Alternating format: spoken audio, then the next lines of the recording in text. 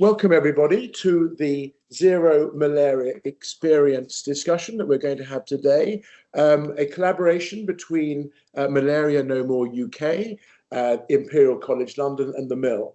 And it's an absolute pleasure to introduce our panel today to you. We have Will MacNeil, Creative Director at the Mill, Annabelle Penloup, VP Business Development at Technicolor Group, and Tom Shaw, Head of Ambassador Relations and Creative Partnerships at Malaria No More, and Dr. Astrid Bonfield, the CEO of Malaria No More, and Professor Azra Ghani, Director of the MRC Centre for Global Infectious Disease Analysis and Professor in Infectious Disease Epidemiology at Imperial College London. And I'm Mark Benson, I'm President at the Mill.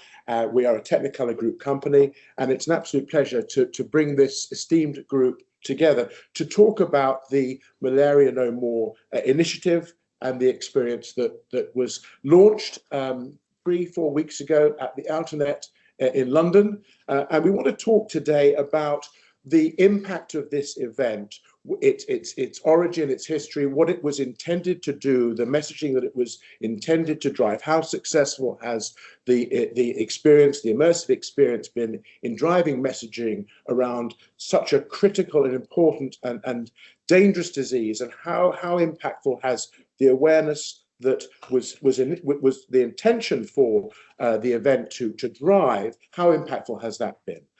So let's talk, please, about, let's get started and talk about the history of the event. And perhaps, Astrid, if I could start with you, please. The context for this particular event from the Malaria No More UK perspective, the origins, please, and where we started. Well, the Zero Malaria Experience, which is an interactive, innovative, technical exhibition, grew out of two movements in global malaria world. One was the Zero Malaria Starts With Me movement, which was initially devised by Senegal in 2014, but then in 2018 was reinvigorated by the African Union and the RBM Partnership to End Malaria.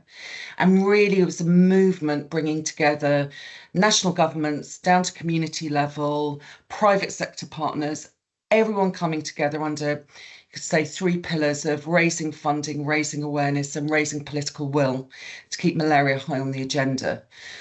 And the experience is also part of the global Zero Malaria movement, which is, again, an international collaboration between all actors who are working on malaria eradication to ensure that we're working together to try and get rid of this disease. So Zero Malaria Experience is one in a long line of initiatives by malaria partners across the globe. But this one was very innovative because it was all based on real data using innovation and technology. And we had an accompanying film that went alongside the actual experience that took place in London, where David Beckham, who's Malaria No More UK's Leadership Council member and ambassador, he filmed with other leaders from the malaria world, including Gavi and the Global Fund. We had health experts, all trying to bring to life the impact that malaria we know has globally, where it's killing millions of children. So this is the latest in a long line of efforts to keep malaria on the international agenda. And in that context, can I ask, the data we understood from the outset was so important. And for you, Azra, how does one collate that data and bring it into the context of telling this terrible story and the critical need for telling the story in a very clear and defined way? How do you begin to corral that data and get it into the order that needs to be for clear and concise messaging? Yes, well, as data scientists, we are very much involved in bringing those sort of data together. And we work very closely with our global partners, particularly in the World Health Organization, and they produce an annual report of the state of the world, essentially, in terms of malaria. So I think what was so exciting about this was to try and visualize those data in a very different way to the way that we've been putting out in reports for many, many years now. Firstly, really just pointing out that malaria really was an issue for most of the world before efforts were put in place in the 1950s and later to try and drive down those levels. So just illustrating the effect that that used to have on everybody really was really powerful. The second bit I think was really important was to tell the story of the success that we've had since around 2000, when there was an invigorated global effort to really try and drive down malaria in its core heartland, really in Africa, where most of the burden lies. And that was really bringing together for the first time scientists who came up with new types of bed nets that were really particularly successful in driving malaria down, as well as new treatments, and rolling out of those tools and showing just the impact that those could have. And then the final bit really is telling the future. And unfortunately, the story at the moment is a little bit sad, because we've been stuck at the same levels of malaria for nearly a decade now. So around 600,000 children are dying every year from malaria. Most of those in sub-Saharan Africa, most of them are children under the age of 5.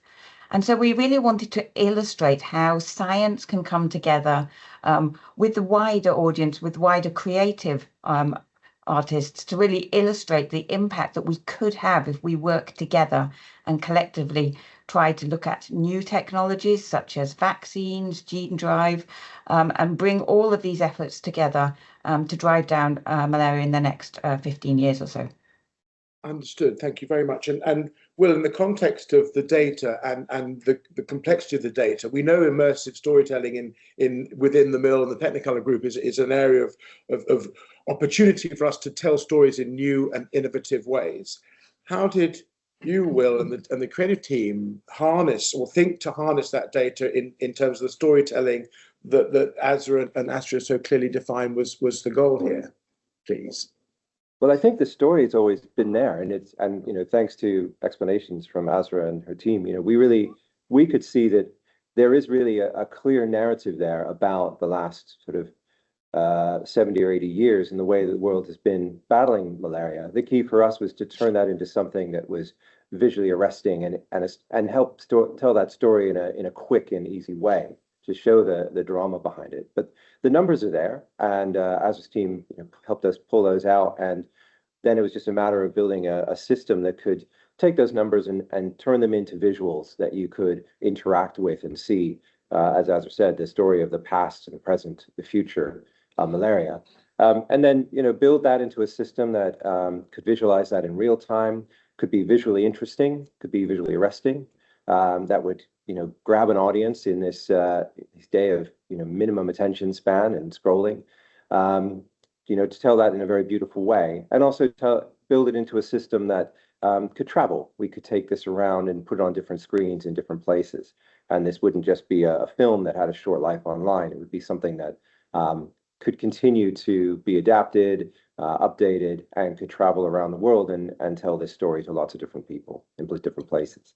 So you could use, or we could use the content and refresh the data in such a way as to continue to tell the critical importance of the story. But as the data as it updates, we can see progress one way or the other and refresh the narrative in that way.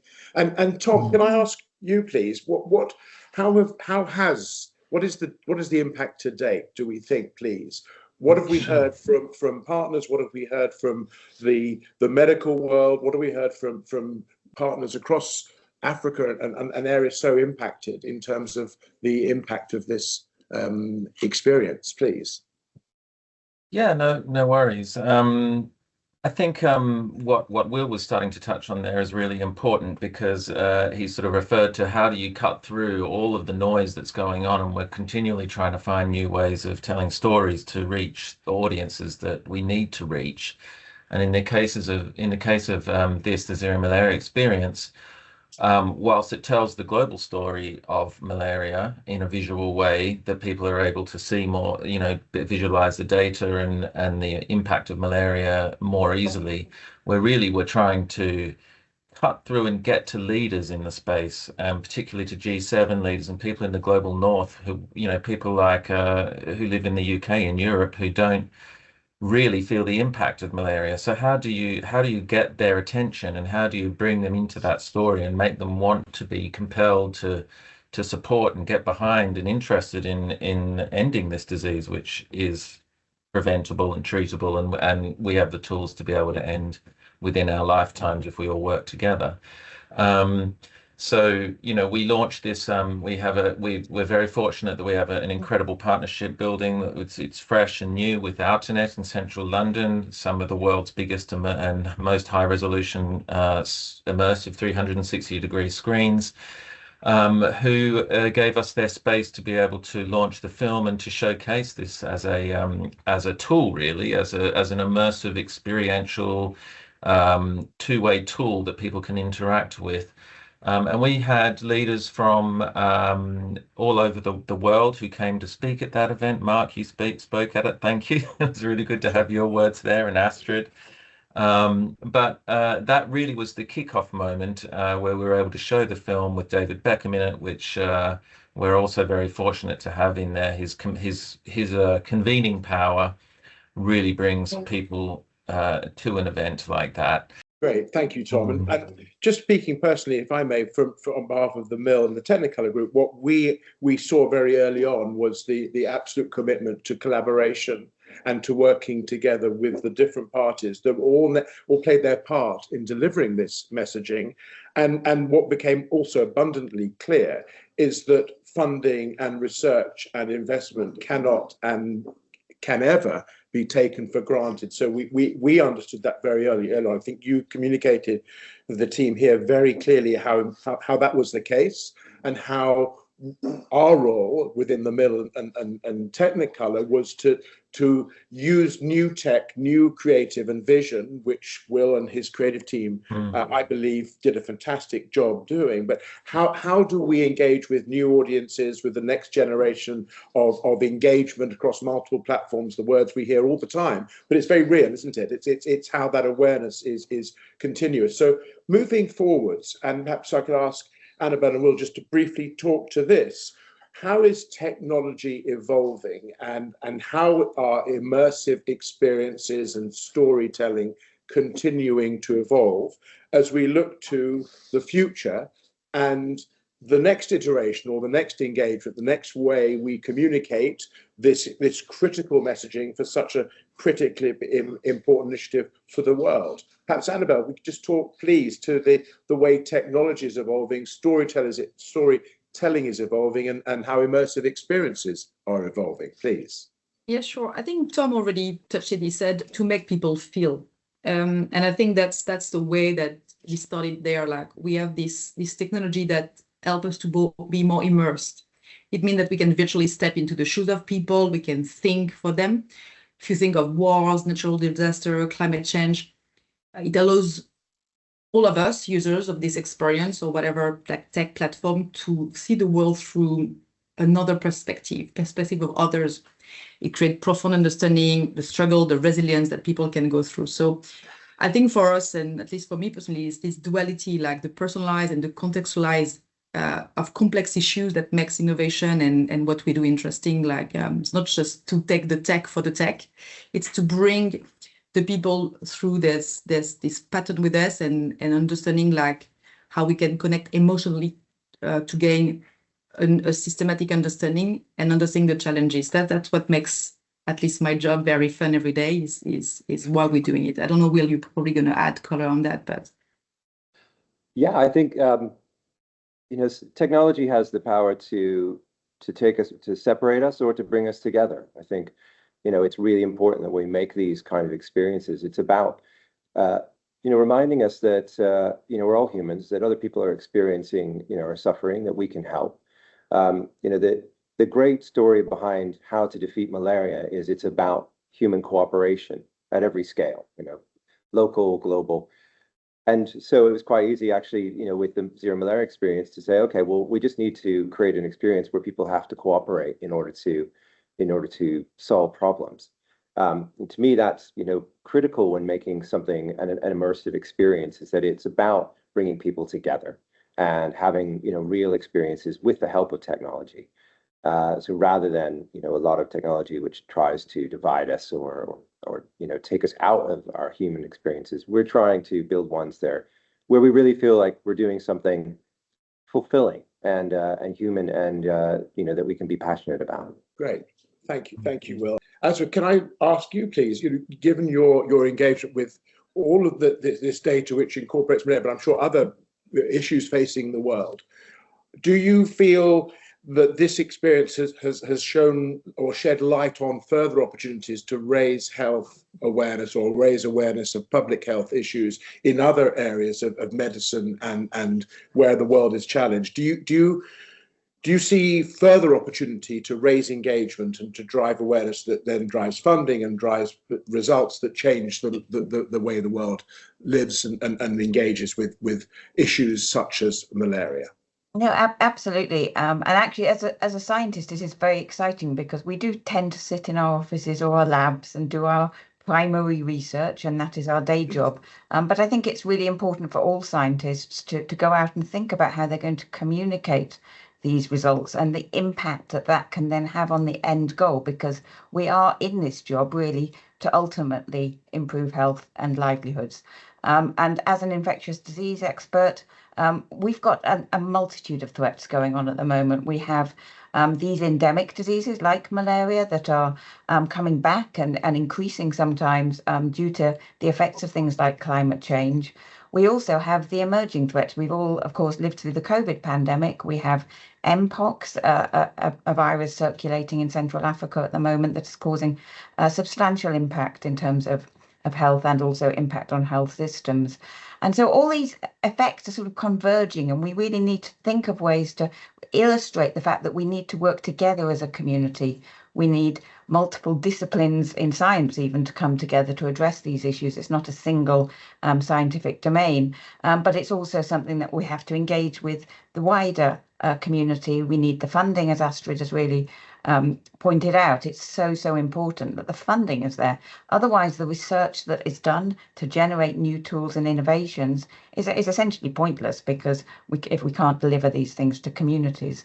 But we also need the local community engagement and involvement in how we think about addressing these issues. They are the people living and experiencing things on the grounds. They have the local knowledge and expertise to actually make change in their communities. And it's so important that this storytelling accesses all of these different communities. And in that context, as storytelling and the next generation, this is a challenge, I think, for us all in terms of how content is consumed and how we engage with social, how we engage with the screens at the internet, which demonstrate, I think, what we all wanted to very clearly. But how do we continue to harness social media to supplement and support the engagements that we're looking to make with awareness and the data that is so terrifying in so many ways and is the call to action to address? Where do you see that responsibility? Is it with the likes of the Mill and companies like the Mill and the Technicolor Group to make sure we are aware of how technology is changing the way in which we engage with content?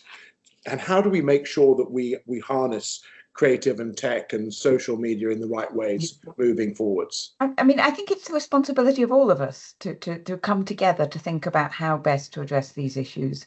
We obviously live in a world where we've got AI really starting to influence how people view and experience things. And we have a lot of misinformation going out at the moment, particularly, for example, around vaccines and adverse events associated with them. So we need to think creatively about how we can bring all the combined experiences that we have, this kind of combined knowledge to address these issues. It's really important, I think, for scientists to be part of this story. Often it's thought that this is something that we don't deal with, somebody else deals with later. It's our communications teams or somebody external. And I think it's just important to be really engaged and think about how we can come together, because we'll tell more powerful stories, we'll tell stronger stories, and we'll really show the power of science to have change in terms of improving health and improving livelihoods. Yes, great, thank you. And Astrid and Tom, you were very clear at the outset in terms of that collaboration opportunity here to build an experience that would resonate, as we all hope it has. And Will, perhaps with regards to AI and the future, what have we learned? What have you seen in the context of working together with this team and this group of experts in the fields in which we all operate? What have you seen, or what are you seeing in terms of new tech, and what we might be able to share with Astrid, Tom, and Azra moving forwards as we look to continue to harness technology to share this critical messaging and awareness? Because I mean, from my point of view, it's all about, getting the story out there in a meaningful and exciting way. So, we already used a lot of technology in this piece. There is even some AI in the way that the interactions work, some gestural recognition and things like that. I think going forward, it's really important that, we harness technology in the right way. AI can be a very harmful technology, but it can also be a very useful one. Really great in creating unique individual experiences. So, for instance, if we wanted to, create a system that could interact with people on an individual level, AI could be very useful there. But of course, it's absolutely essential that that is a valid and accurate tool. And I think, as people who use creative technology all the time, we have to be vigilant in making sure that we use it in a good way. So, something that we're doing at the Mill constantly is looking at tools like AI and seeing how we can use them in powerful ways to empower us as artists and creators, but also fight back against attempts to use tech like this to spread misinformation or to kind of to dehumanize people. So, it's for us, it's really about, what we've always been about is telling stories, and that's what we'll continue to do. And if I may just jump in, it makes me think about, the link between sort of traditional storytelling and modern and using technology to tell stories in a new way. Because what we know is that forever humans have reacted to stories and storytelling, and that at Malaria No More UK is something that we've always really strived to do, is to find that link between telling a new story in a fresh way, using innovation and technology that's really going to catch people's attention. And when we partnered with you guys at the Mill on this, it was so enjoyable to watch that sort of unfold and see happen in new ways. So, just a big thank you to you and to Imperial for jumping on board and doing this with us, because it's been really exciting. I wanted to touch just on AI quickly as well, because we're as well always thinking, how can we reach the audiences? How can we use social media in a really powerful way? And what we're starting to see is that it's what the old-fashioned social media tools like WhatsApp, which everyone is on across the whole of Africa, and is a really important tool in getting information to communities that Azra was talking about in malaria endemic regions. We're finding that it's, a tool like AI can tell us how to reach those audiences through WhatsApp in a much quicker, more efficient, faster way than traditional research methods. That's just one way that we can combine the two. But yeah, I just wanted to say as well that for us, social media is just increasingly important for getting down to community level across all the communities in which we work with, and AI can really help with that as well. So I think that's been really insightful. Thank you all. I'd just like to ask each of us what, after the launch of the Malaria No More event at the Outernet a few weeks back, for each of us, what was the most impactful part of that launch, and what did we hope and believe people took away from the launch? And perhaps I can start, Tom, with you again, in terms of what was the most impactful moment or observation you had with the launch at the Outernet? Just that it was so wonderful to see that it did what we set out to do, which was to bring people together, to start working together for all disparate organizations and people working on malaria. It brought them together to work on, to reinvigorate the community, and hopefully those outside of the community that are so crucial to come together. So that feeling of teamwork and hopefully bringing new people on board to help. That was the main thing for me. Thank you, Tom. And Annabelle, for you in terms of the event and the awareness, what did you notice? What did you take away? What I was very struck by was the power of data. I think we are in a world where we ignore more and more the data.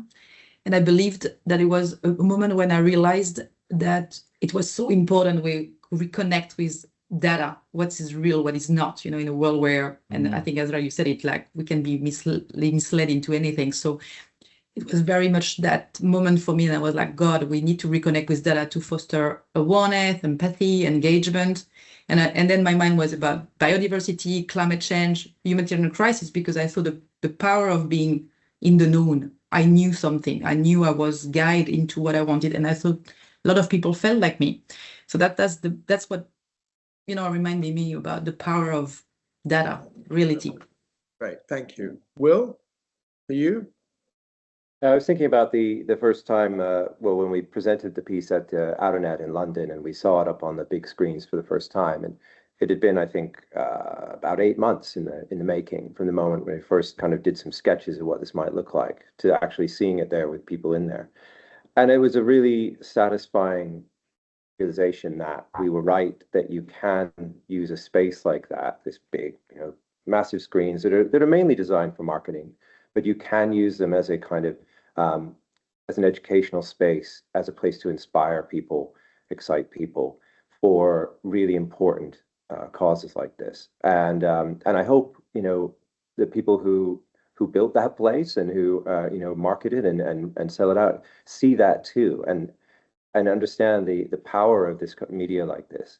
I think going forward, I'm looking forward to using this piece in lots of different spaces and seeing how it can continue to educate and inspire people. Thank you, Will. And Azra, if I may. Right, yes, actually, much like Will, actually, it was having been in the depth trying to look at all these figures for several months, and then to just suddenly see the outcome on this huge screen was really inspiring. And actually just to visually see what zero malaria would mean, I think was a really important moment to me personally, because I've been working on this for over a decade now, so we've really committed to this as a cause. And actually the piece about the jigsaw, the visualization that you need to bring teams together, you need to bring tools together to fight malaria and achieve zero malaria, I think was really, really amazing. Seeing that on the screen and seeing that storytelling in process was a take-home piece for me. Thank you very much. And Astrid, for you, please. Well, I walked out of the experience just feeling so proud, because I love that it was true, that everything that we did together was based on accurate data. It's not something we made up. And, the fact that the teamwork, that all of these disparate people coming together to create this experience was just extraordinary. And the creativity, the innovation, the teamwork. For me, although arresting, it also was a feeling of hope, because we can choose, and we can choose to make the difference. And we saw what zero malaria world would look like, and we saw what the inverse would be. So there was that really powerful sense of hope with those visuals of bringing in the different tools, that we can have that breakthrough and we can save those 10 million children's lives. And I hope, to me, it just, again, back to the funding point, it just emphasised to me the absolute essential need there is to continue the funding so we can get these numbers right down. But it was an incredible experience, and everyone at Malaria No More UK is so grateful to everyone on this screen and those who aren't, who made this whole thing possible. And that's the very basis on which we work. We work with partners, and it's only through working with partners that we can achieve these incredible things. So thank you all so much. Well, thank you, Astrid. And I would echo everything that's been said. The collaboration was there for everyone to experience, and for the messaging to be as strong as it was as a result of that collaboration, and for the work and the content and the experience to be driven by the reality of the data, which is so horrifying, but also gives us a point of reference moving forwards where there is hope, and where we can believe, but we have to act, and we have to do the things we do.